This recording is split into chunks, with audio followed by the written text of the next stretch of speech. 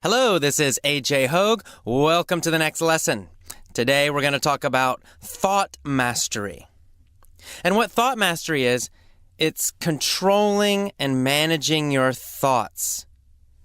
And when you control your thoughts, when you manage your thoughts, when you can change and shift your thoughts, you change and shift your motivation, you change and shift your emotion, and that causes you to change and shift your actions. And a lot of what we're going to talk about today comes from NLP. It's called neuro-linguistic programming, which is a very long word. Neuro means nerve or brain. Something to do with the nerves or the brain or the nervous system. Neuro. Linguistic, we've learned already. Linguistic means language. And programming, of course, is similar to programming a computer, telling it something what to do. So what it talks about is how to program your brain with language and with thoughts and with pictures. That's neuro-linguistic programming. It was developed by several different people. One of the most famous people is Richard Bandler. Developed this system called NLP. And NLP is designed to help you kind of control your brain a little better, to decide the kind of images, decide the kind of thoughts you want to have in your brain. And by doing that, by changing your thoughts, you will change your emotions and your actions. One of the key techniques of NLP is to take images that you have in your brain and to modify them and change them. So a lot of times we have negative pictures in our head, and we don't realize how powerful they are, how much they affect us, how they change the way we act, how they change the way we feel. And so what we want to do is look at the pictures that we make in our head, and we want to choose them. We want to change them and choose better pictures. Let me give you an example. Let's talk about English class. English class. Imagine in your head an English class. What do you see? What picture comes into your head when I say English class? For example, do you see a room with a lot of students in it? Are they sitting at little desks in rows? Are they moving a lot, or are they still? What about the teacher? Where is the teacher? Is the teacher at the front of the class, standing above the students, talking down to them? Do the students look happy? Are they smiling? Or do they look bored? What about the quality of this picture in your head? Is it bright and sunny and colorful? Or is it kind of dark? Maybe black and white. Is it loud? Is there music? Or is it quiet? Or is it silent? Is it big and in your face, close to you, or small and far away? All of these qualities of the picture will change your emotional feeling. So for example, if we take this picture, we imagine this class. This is the image I have in my head when I think English class. And you know, it's not a very positive one. It comes from an experience I had in Japan. It's kind of the typical English class that I see in my head whenever I hear that word. It's kind of dark. There's no movement. It's not a happy picture. So what do I want to do? If I want to change my belief about English and English classes, one thing I can do is change the pictures I make in my head. So for example, we can take that picture, we can change it. We can choose a better picture. Instead, I can see a circle of students. Let's imagine a circle of students. And then I'm going to add color. Everybody's wearing nice, colorful clothes. And then I imagine everybody smiling, big smiles. And I imagine movement. I add movement to the picture. So now people are up, they're jumping around, they're moving, they're talking, they're alive. I add sound. I add happy, talking, smiling, laughing. Maybe a little music in the background. I take this happy, colorful picture and I make it bigger in my head. I bring it closer to me and bigger so it fills up everything in front of me. Now do that yourself. Imagine this happy picture of an English class and make it big and colorful, with sound, with laughter, with music. Does it change the way you feel about this word, English class? It probably does. So we can do this with anything, with any image. And what you do is you take your negative image. So let's go back again to the negative, sad image of an English class. Maybe you can remember one from your past. What we're going to do now is look at that negative picture. And we're going to change it like it's a TV set. And we're going to play around with it. So the first thing I want you to do is make it darker. So you have this picture in your head. It's a negative feeling. It's a negative memory. Make it darker. Make the picture darker in your head. Next, push it away from you. So if it's close to you, push it away so that it becomes smaller and smaller and smaller. Keep pushing it away until it disappears to nothing. And now, suddenly, think of the positive, happy picture. So replace it with the big, large, colorful, loud picture in your head of a happy, fun English class. See it in your head and then let yourself feel how you would feel if you were in that picture. So put yourself now into the picture. Step into it. So now you are in that English class with all these smiling, happy people, with all this color, with all this laughter, with all the music. Does that change how you feel? It should. It usually does. So what you want to do now is program yourself to do this every time. So what you do this same process again and again and again, maybe 50 times, maybe 100 times. You do it quickly. So for example, you go back to the negative image. Okay, see that negative class, oh, boring, terrible, that old memory you have. And again, quickly, make it darker. Make it smaller. Push it away, smaller, smaller, smaller, until it disappears. And now, suddenly, boom, see the big, happy, colorful picture again. This great, happy, wonderful English class. And step into the picture again. Feel yourself there with all these people who are laughing and having a great time. See the color. Make it big. Okay, great. Now, back again to the negative one. The old memory. See it again, the old negative, terrible English class. And again, make it darker. Turn the light down, darker, darker. And then now make it smaller and push it away. Farther, farther, farther until it disappears. Boom! See the big, happy, wonderful English class again. Color, laughter, happiness. Step into that picture. Be part of it. Now you can do this again and again and again. In fact, you could do this every day, maybe 10 times or 20 times. If you're really motivated, you could do it 100 times in a row at the same time, very fast. You take the negative picture, you shrink it, you make it darker, you push it away, it disappears suddenly, boom, a big, happy, positive, colorful picture. And then you go back to the negative, disappear, boom, a big, happy, colorful, positive picture. Again and again and again. So here's what happens. What's really interesting is when you do this again and again and again, you are programming your brain like a computer.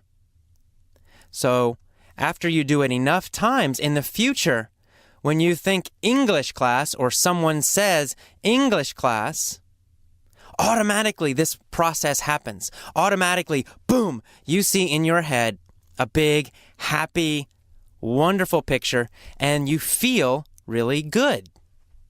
You're teaching yourself to feel good about this phrase or this idea or this experience called English class. And in this way, you can totally change your feelings about English or English class. You can do this with any negative memory or negative image you have in your head. If you've had several bad experiences with English, take those pictures, take those memories, do this same process. Look at them carefully, then make them darker, then smaller, then push them away, and then suddenly, boom, replace them with a big, positive, happy, colorful picture, and then join the picture. And back again and again and again and again and again. Probably you need a total of 100 to 200 times. So you can do it very, very fast. It just takes a few seconds.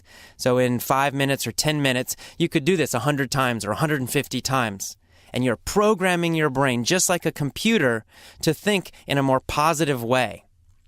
So you can totally change the way you feel about English learning.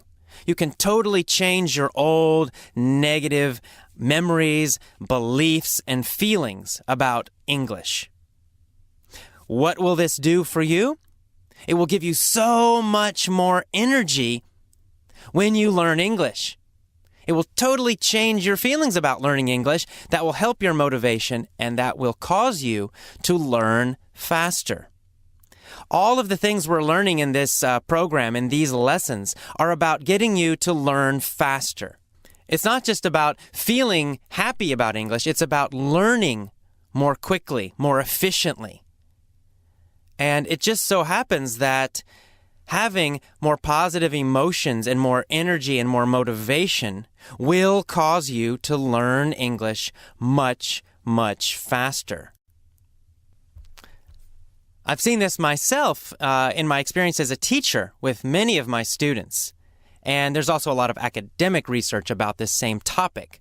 And it all says the same thing, that when you're happy, when you're motivated, when you have strong, positive feelings and thoughts about the language you're learning, in this case, English, you learn much faster.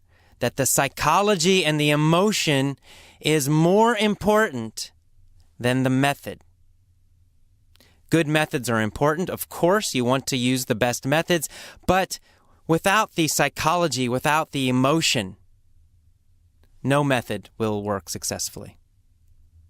You absolutely must take care of this part of the learning process. You must manage your thoughts, your emotions, your motivation, if you truly want to speak excellent English. So, your homework is go through this process. Take some of your negative feelings and memories about English, and then using the same process, see the picture, make it darker, smaller, push it away, and then suddenly replace it with a big, strong, positive image, picture. And I want you to do this again and again and again. I want you to do it 100 times in a row, very quickly. I think you'll find that it will make big changes to the way you feel about English and will really boost up and strengthen your motivation. Okay, that is all for this lesson. I will see you for the vocab and the mini stories. Bye-bye. Hello, this is AJ. Welcome to the vocabulary lesson for thought mastery. This is going to be a little bit of a short vocabulary lesson, but that's okay. Let's start. Let's start again with NLP. NLP is an abbreviation for neuro-linguistic programming. NLP is a technique, or really it's a method for managing your brain. It's a psychological method. And the parts in LP, the parts of that abbreviation are N means neuro, Neuro. So neuro means nerve. It really means nerve. Something to do with the nervous system, related to the nervous system. So, for example, we have neurosurgeons. A surgeon is a doctor, a kind of doctor. So a neurosurgeon is a doctor who specializes, a doctor who focuses on nerves, especially the brain. So again, neuro means related to nerves, related to the brain, related to the nervous system. Neuro. You see this in a lot of different words. So neurosurgeon, neuroscience, etc. Okay, and then we have linguistic, which we've talked about already, but let's talk about it one more time.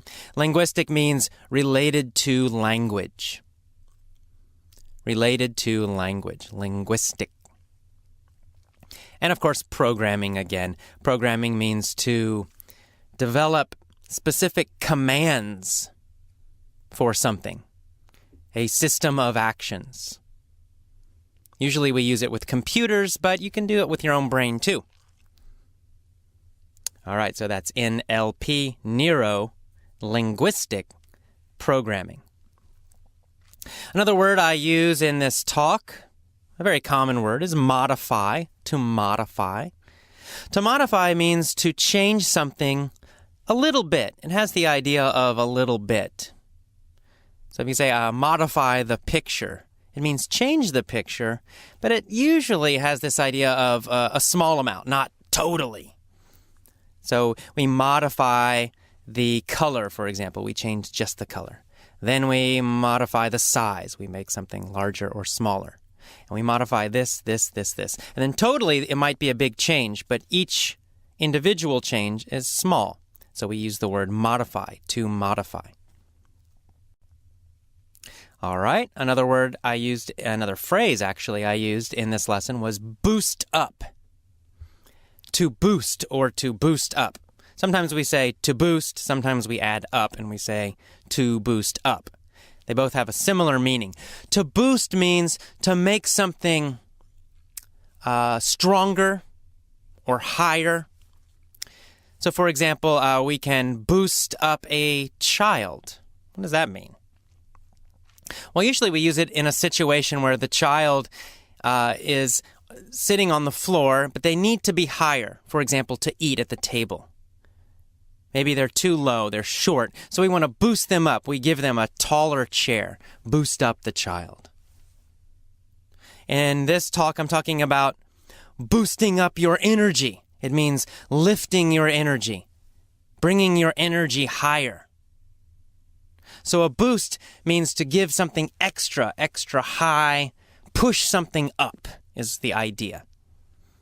You boost up, it means you push up or lift up. So you want to boost up your motivation. You want to boost up your energy. You want to increase it, lift it up, push it up. Another word I used in this talk, in fact, I've used it a lot in these lessons, is the word mastery. You probably already know mastery, but let's talk about it a little bit. Mastery means to be excellent at something. So it comes from the word master, which is a noun. A master is someone who is really, really, really good at something. For example, we'll talk about Tiger Woods again. Tiger Woods is a master at golf. Right? He's a super, really excellent, amazing, wow, wonderful guy at golf. He's a golf master. So mastery is the situation of being really good at something. It's the quality of being really good at something. I have mastery in English. It means I'm super great at English.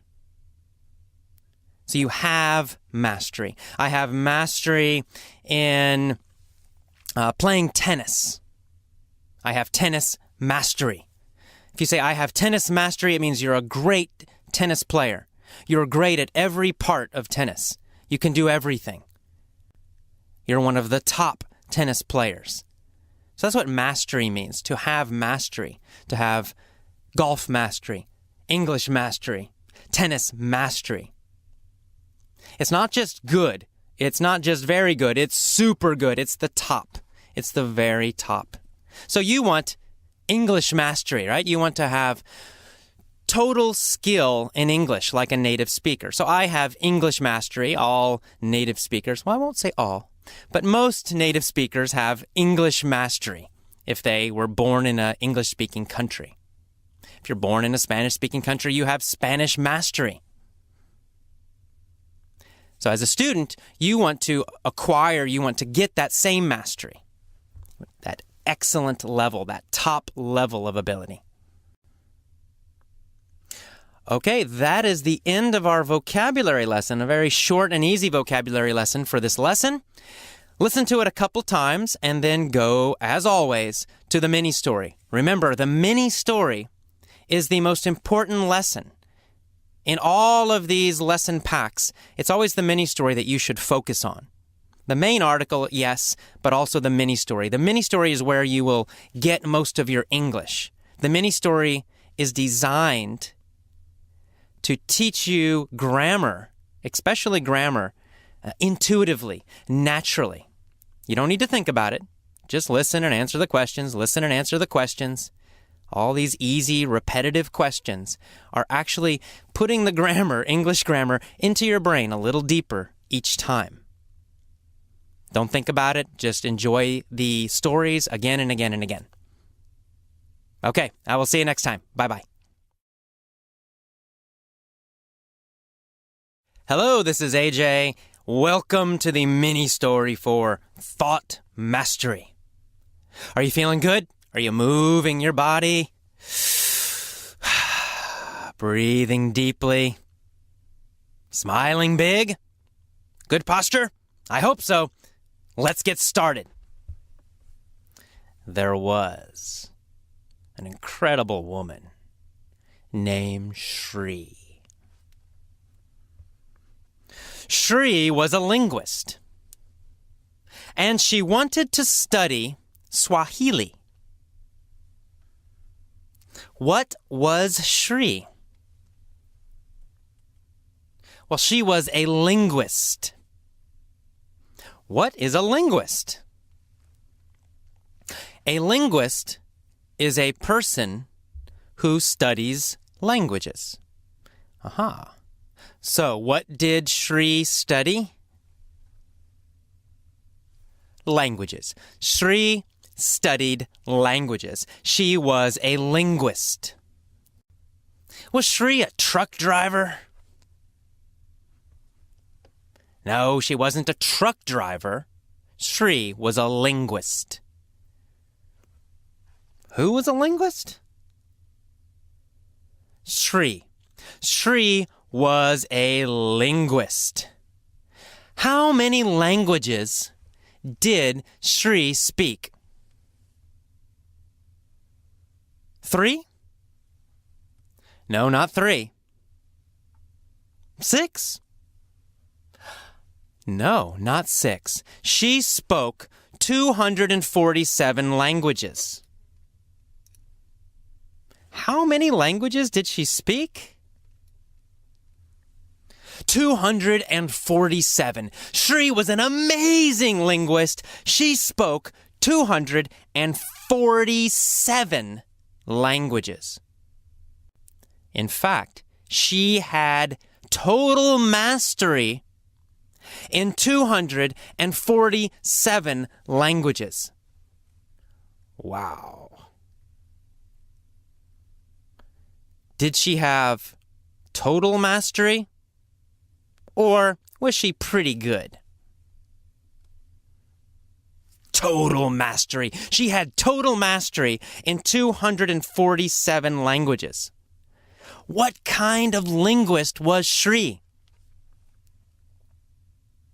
An incredible linguist, a super linguist, an amazing linguist.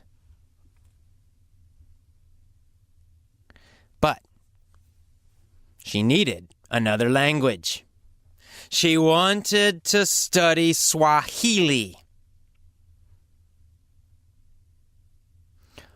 Where do people speak Swahili? Africa. In Africa. People speak Swahili in Africa. Of course. Did Shri want to speak Swahili or did she want to speak Japanese? Well, she already spoke Japanese perfectly, so she wanted a new language. She was bored. Time for a new language. She wanted to speak Swahili. She wanted to speak 248 languages perfectly. What was Shri? A linguist. She was a linguist, not just a normal linguist. She was a super-duper incredible linguist. So she wanted to learn Swahili. First, she tried a visual method. Did she try to learn with her eyes or her ears? With her eyes, a visual method. Visual means with the eyes, connected to the eyes, related to seeing. Visual. She tried a visual method first. What kind of method did she try to learn Swahili with? A visual method. She tried a visual method for learning Swahili. She read textbooks and grammar rules. Did she listen to them or did she read them? Well, she read them, right? It was a visual method. She used her eyes. She read textbooks. She read grammar rules. What language was she studying? Swahili. She was studying Swahili with a visual method. She studied Swahili with a visual method for 2 years. Every day she read textbooks. Every day she read grammar books. After 2 years, what happened? Nothing. After 2 years, Shri was frustrated. She still could not speak Swahili. Was the visual method successful for Shri? No. It was not successful for Shri. Shri failed with the visual method. For how long did she study with the visual method? For 2 years, right? She studied with a visual method for 2 years. Which language did she study for 2 years? Swahili, right? She studied Swahili with a visual method for 2 years.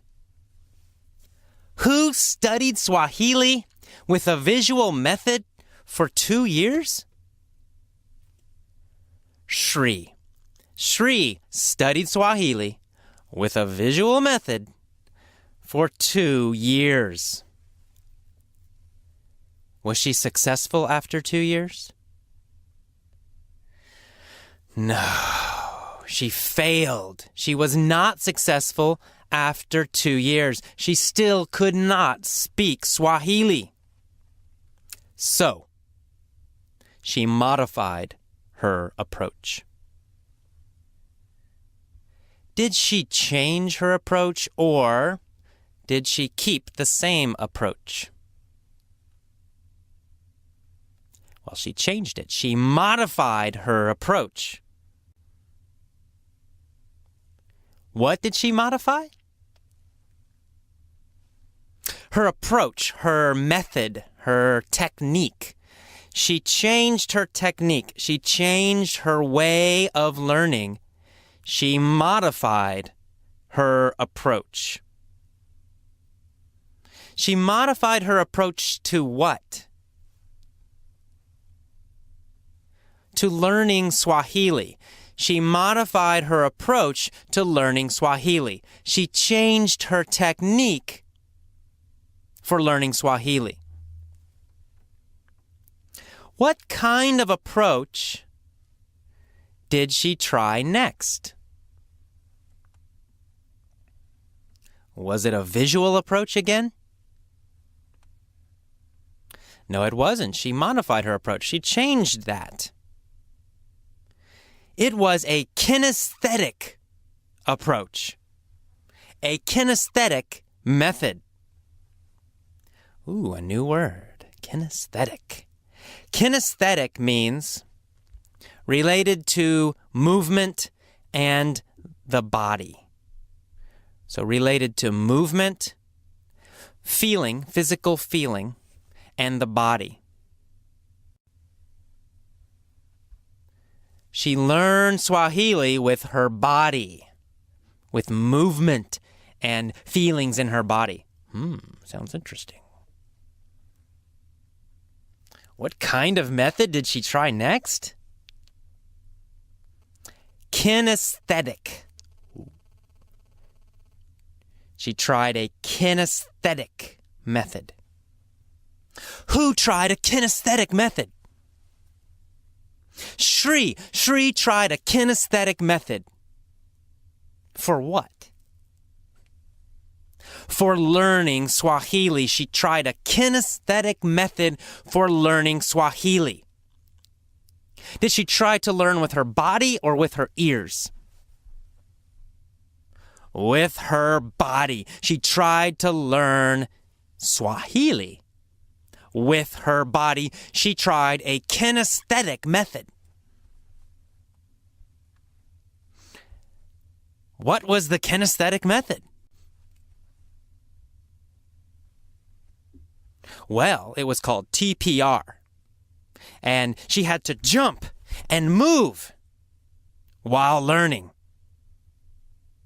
The teacher said, jump, in Swahili, of course. And Shri would jump.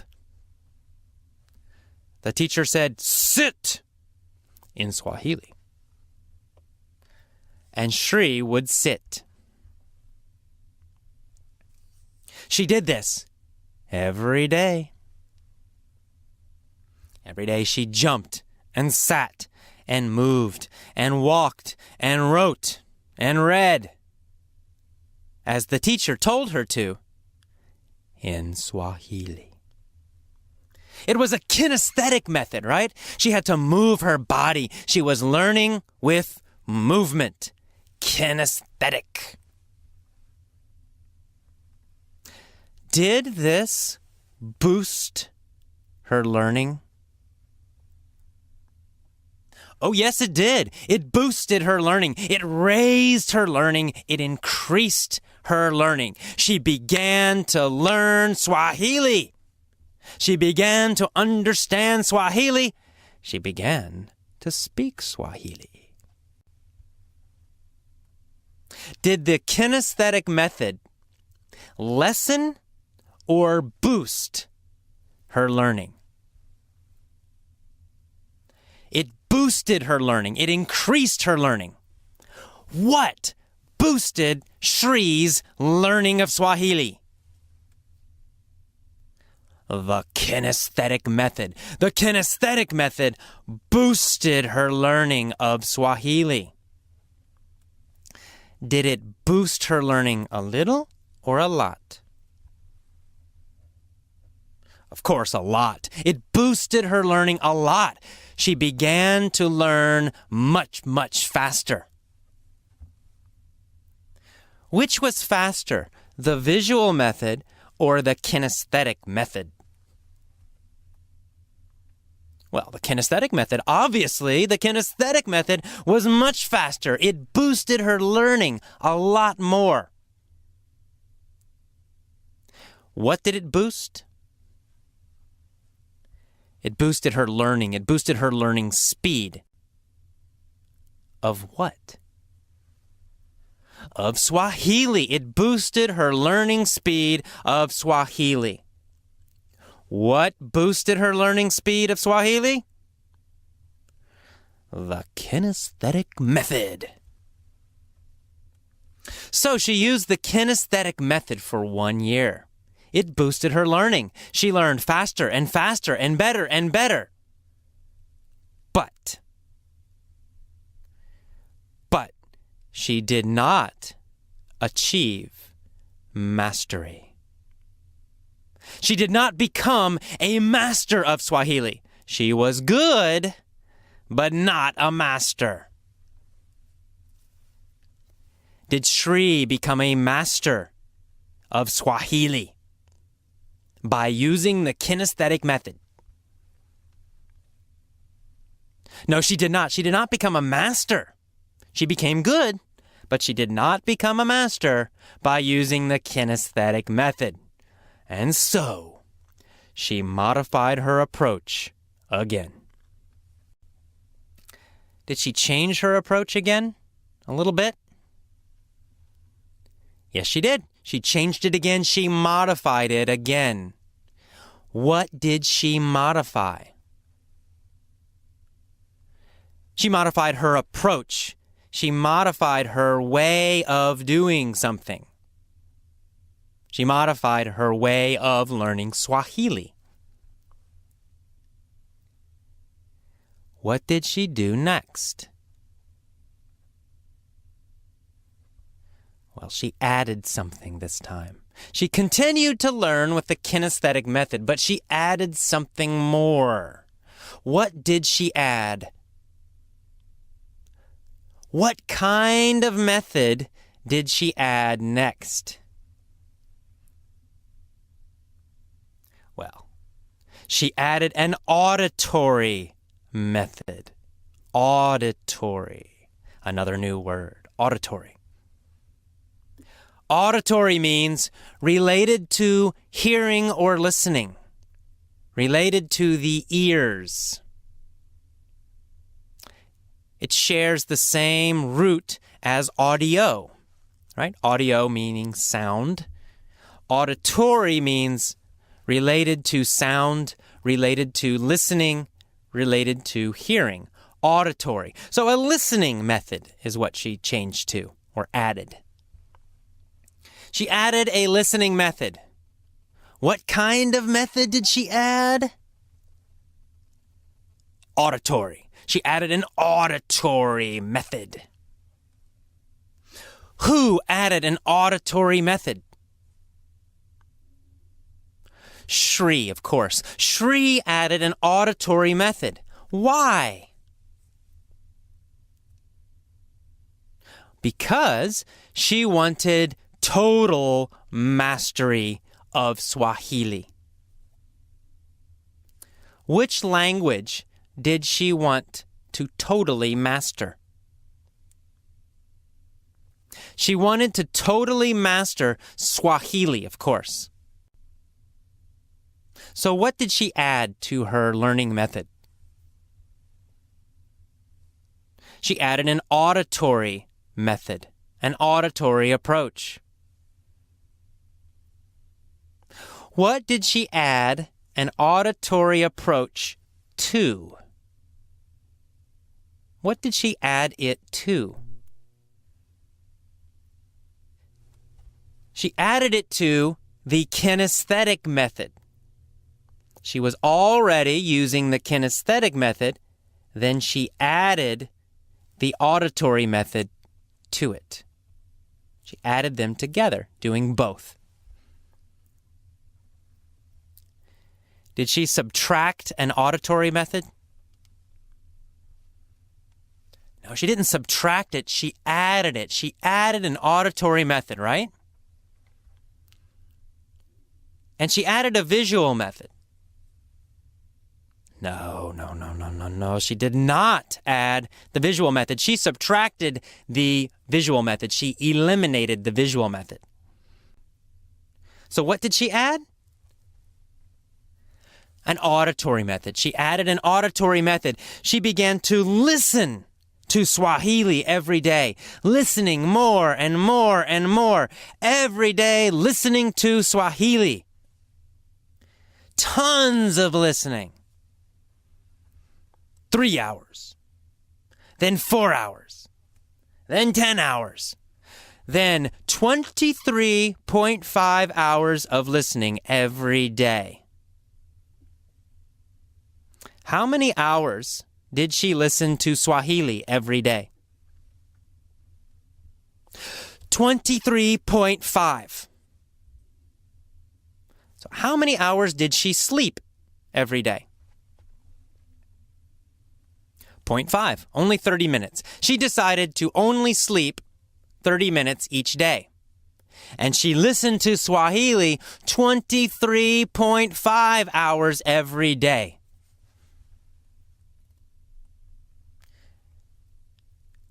Was she successful? Yes, she was. Shri became a total master of Swahili in only 1 year. After 1 year of listening to Swahili, 23.5 hours a day, she became a total master of Swahili. Now she speaks 248 languages perfectly. Shri is the best linguist in the world. Okay, that is the end of the mini-story for thought mastery. As always, listen to it again and again and again. In fact, listen to this mini-story 23.5 hours every day. If you listen to my lessons 23.5 hours every day, you will too become a master of English. But if you want to, 1 or 2 hours is probably enough. Okay, I'll see you next time. Bye-bye.